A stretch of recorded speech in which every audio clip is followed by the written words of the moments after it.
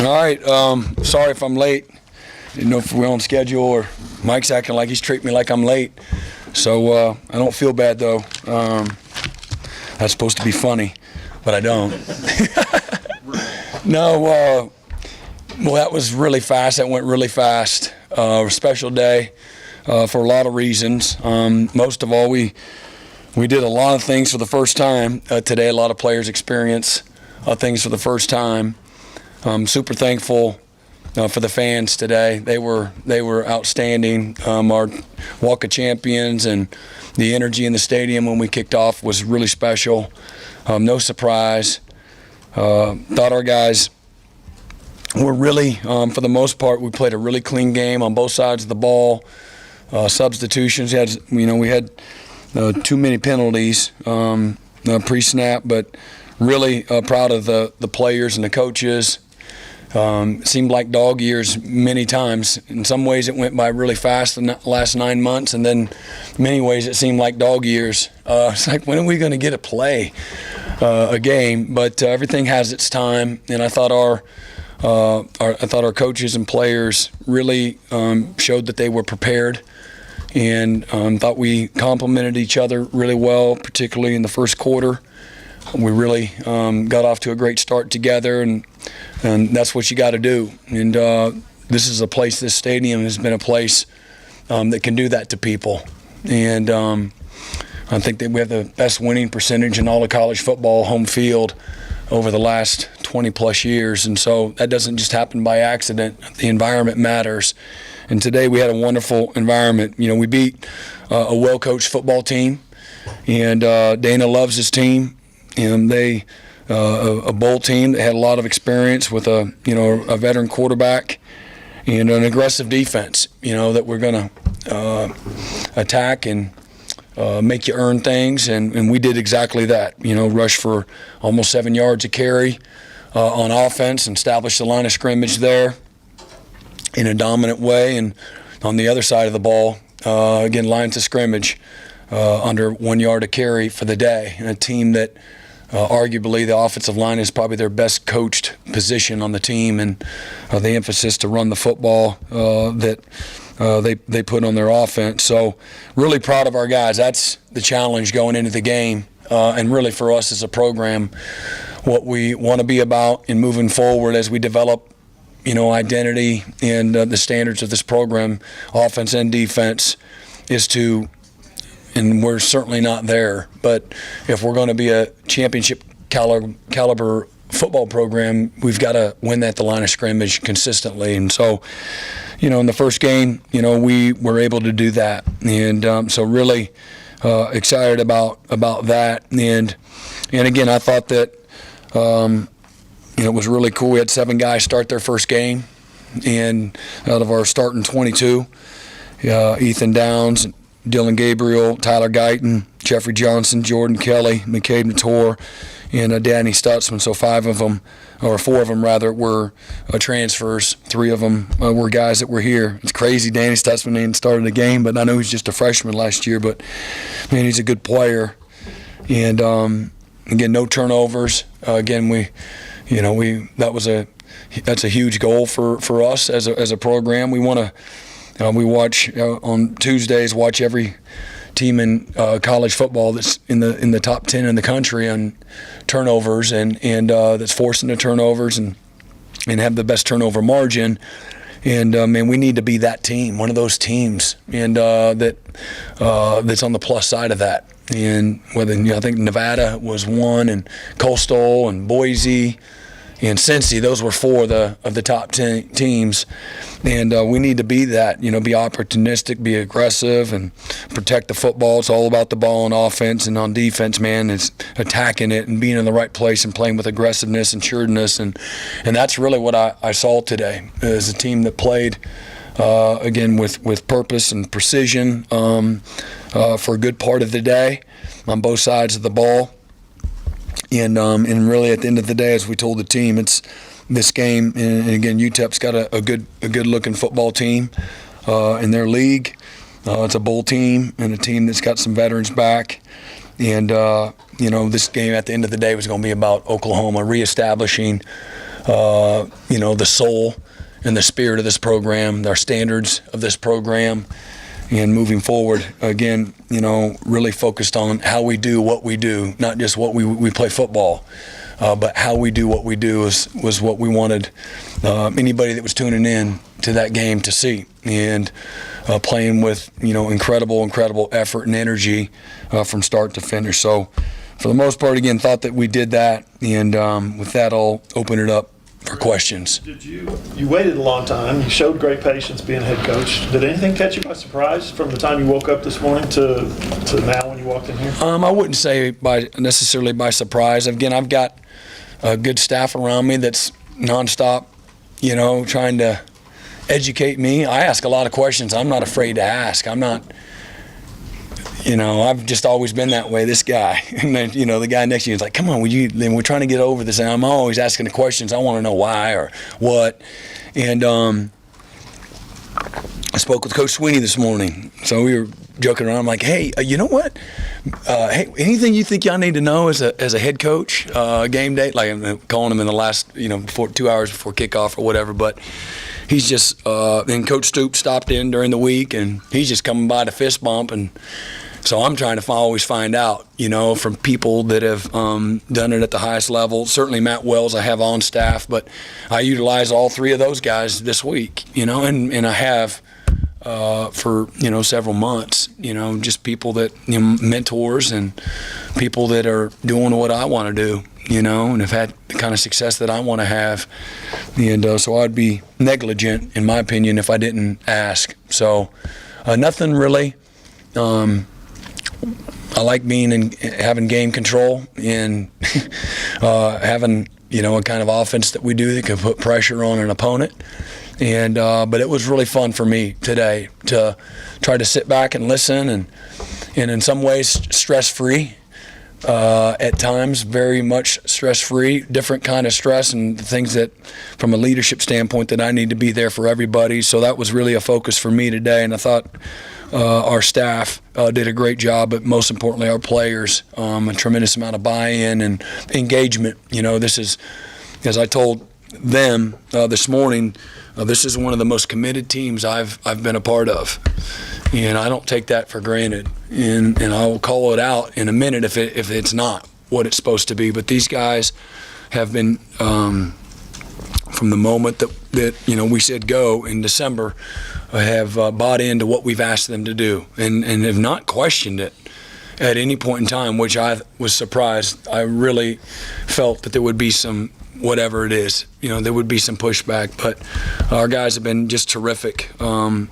In buying into what we ask them to do. So really appreciate them, very thankful for them. You've been part of some great football teams. I guess it's 8 or 9 in the national championship game.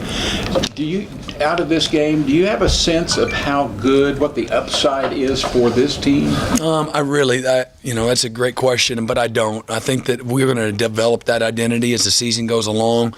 I told the team all the great things that we just accomplished, and there'll be plenty of things that we have to correct off of the tape. I want them to enjoy this one, but on Monday we're going to strip this thing back down to the studs and start over again. And that's what the great programs can do. Player-driven, coach-driven, everybody having a sense of urgency and desperation about starting over, no matter what happened. No matter how you played, you got to start completely over, all the way down to the foundation, and do it again this week. And as you go along, what happens? And if you have success, it's hard because people want to put one hand on the wheel and relax, because everybody's going to tell you how great you are or how more successful you are. And then if you're not doing great, or again, it's just hard to sustain having competitive stamina. That's a very difficult thing to have. You don't have it in a bottle. Okay, you've got to be committed to a process and how you play and compete at a really high level, and it's a very hard thing to do. Now, winning is hard enough. Winning consistently is even harder. So, the tale of that tape will be, told over the course of time. And but I love the leadership on this team, and the buy-in and the commitment has been there. They've done everything we've asked. So I'm not doubting them now, but the test of time is going to tell. You worked in some of the backups, look like early, I guess? Did you plan on doing that because of the heat? Or you just confident those guys can get the job done? Confident in what we've seen on the practice field. Really, be honest, we wanted to play more guys. I wish we would have. I think we played 68 guys, and give or take. I really wish we would have played a few more guys, but I do think that at certain positions we've shown that we've got some competitive depth there. Brent, you talked about, in answering John's question, that you talked to Dabo a couple hours before the game. Did he give you any last-minute advice? He is so awesome, Mike. He is so positive and so happy. It was a breath of fresh air for me. I'm a little more stoic sometimes and not quite as happy. But no, it was actually just cool to connect with him on game day, and now he's giving me advice on what to do and what not to do, and he has a unique way to kind of free you up, and just a great trusted friend, a very selfless person. I know he was on the phone with Coach Elliott, who had his opener today as well against Richmond. So I think for me it was a reminder to me, just lucky to have friends. To me, that's ultimately what living looks like. If you can put them on, 1-2 hands, people you can call your dear friends, like that care about you, and you're a lucky, person. So that's really, he just gave me a shot of encouragement. And I really was just calling him, hey, what else do I need to think about, And he called me, but it was good to connect with him. What about your pass rush today? What'd you think about it? I thought it was good. I thought our coverage and our pass rush played hand in hand. We talked about that a lot. Playing what good coverage looks like. And hey, when we call these certain ones, I promise you that quarterback's holding the ball. He's not going to throw it on time. So I thought our guys, and they max protect some, so the guys had to have a lot of fight to them, because many times it was 7-on-3 in protection or 7-on-4, and it's hard to get there. But if they're going to get 3 guys out and you can get under and over all the eligibles, you have an opportunity to make some disruptive plays. And so I liked how we complemented each other in the coverage and the pressure up front. But those guys, I thought they did a good job. I think Todd and Miguel put together a really good pass rush plan and really equipped those guys. And then our guys, went out and executed, what we wanted them to do. And Reggie Grimes had 3 career high, 2.5 sacks, right? We got a bunch of great ones. We had Casey Kelleher played in his 53rd career game, set an OU record for long snappers, broke the previous record by Wesley Horkey, and Deshaun White made his 37th start of his career. We had Dylan Gabriel's thrown a touchdown pass in all of his 27 career games. That was a great one. How about Gavin Freeman? We've been talking him up. First touch of his collegiate career, touchdown. Isn't that great? Isn't that a great story? That's like a great story. We'll talk about that, because he's a legacy guy with his dad who played here and choosing to bet on himself as a walk-on. What does it mean to What a great way to say it. He chose to bet on himself. He had opportunities to go to a lot of spots, and I loved he's been super low maintenance, really humble, but he's wide open every day, and he's fearless. He's you saw that play. Somebody about put him together like an accordion out there. They hit him so hard, and he just bounced right off, stiff-armed another dude, and then, a couple series later, he's running down on the kickoff team.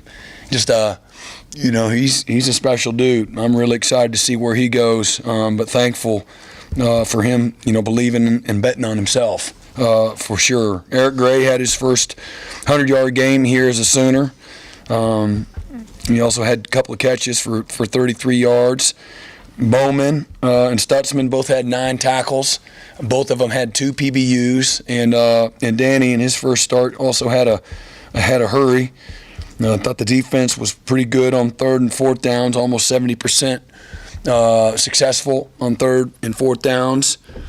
And again, defensively had 6 sacks and 9 tackles, for loss. Thought really proud of I love watching him play. Braden Willis had 2 touchdowns, and he's a neutralizer. He's a lead blocker on a couple of the other touchdown runs from a couple of the running backs. He just buried guys, and he's got a great physical presence to him, and incredibly accurate. Can stretch the defense. So again, like I said, we both sides of the ball and our lines of scrimmage was really, really strong, and there were a lot of first superlatives. Gentry Williams with his first pick, Reggie.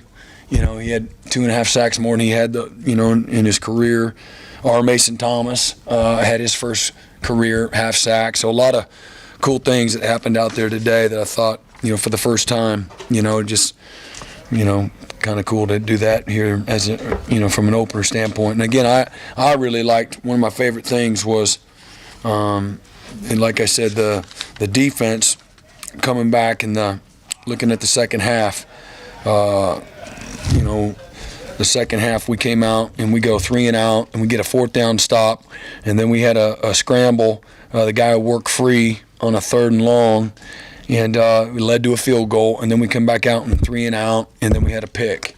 And so to me, we're trying to establish a mindset and an attitude and not being satisfied and being hungry and putting the foot down and slamming the door no matter who goes in, and to play to a standard, compete to a standard, and feel like there's signs there that that certainly had happened today, and want to continue to build on that. When we look at the offense, Brian, you look at first 11 plays, 6 explosive plays. Can you talk about the aggression of the offense and just the demeanor of both Dylan and Jeff going into this opener?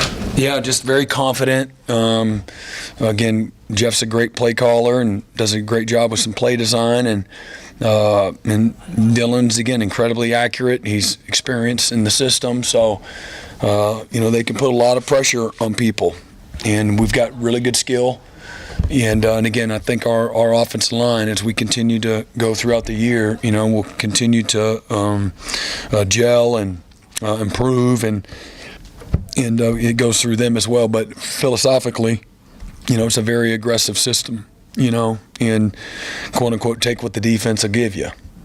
Brent, I think there was a point in the game. I know, it seems like being a head coach, it's a lot about managing adversity as you go along.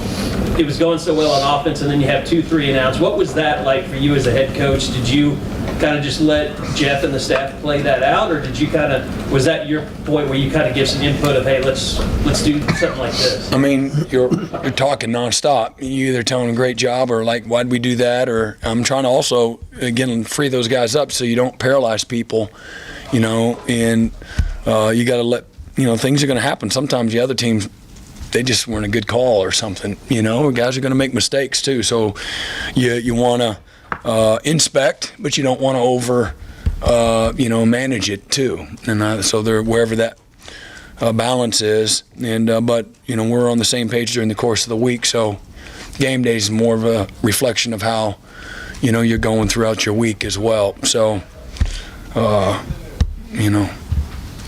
they don't need my advice necessarily, but I'm there to try to help any way I can.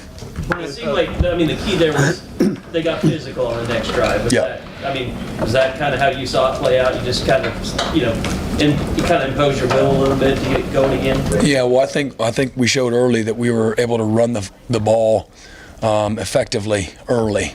And how it is, sometimes you can get you see play callers, sometimes they get bored with it, or sometimes in the RPO world, the quarterback might see something that he wants to pull it out of the belly, but being committed to that run game and running the football when they know you're going to run is a tough thing to handle defensively. So I think imposing your will when you can is always a great thing, and you did see that, And again, like I said, that first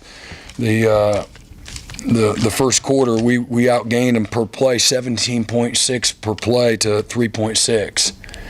So both throwing and running the football, but game control matters, and you can get out of you can get in your own way if you're not careful. And so like 3 and outs, a lot of too many of those you might be doing pretty good on the scoreboard, but you're not necessarily in a good position from a game control, which to me is important, really important. Time for 2 more. Change in the offensive lineup going into today. Can you kind of talk about what necessitated that, and then how Tyler played? Yeah, I thought. Right side, I guess. Again, I thought the guys that played today played well. They did a great job, and we one is going through some things that we're trying to help him through, and off the field, and hopefully in the next several days, hopefully we'll get that everything buttoned up.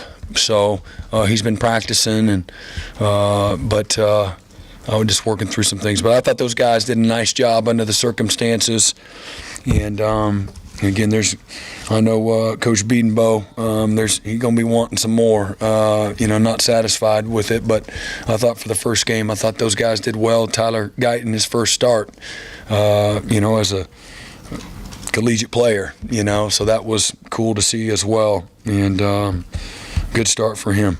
I assume you got a game ball. Yeah, I actually did. Everybody in there got one. We gave them to Joe and Joe.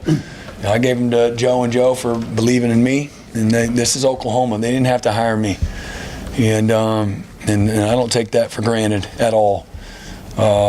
So we gave them the game ball after we gave one to every player and coach in there. So again, we've talked about this being Team 128, and we want to celebrate success no matter how it looks. And but a special day, for certainly for our players in 2022. And where we want to go as a program. For me, that this is going to be a date that we all remember, for a long, long time. So everybody got one.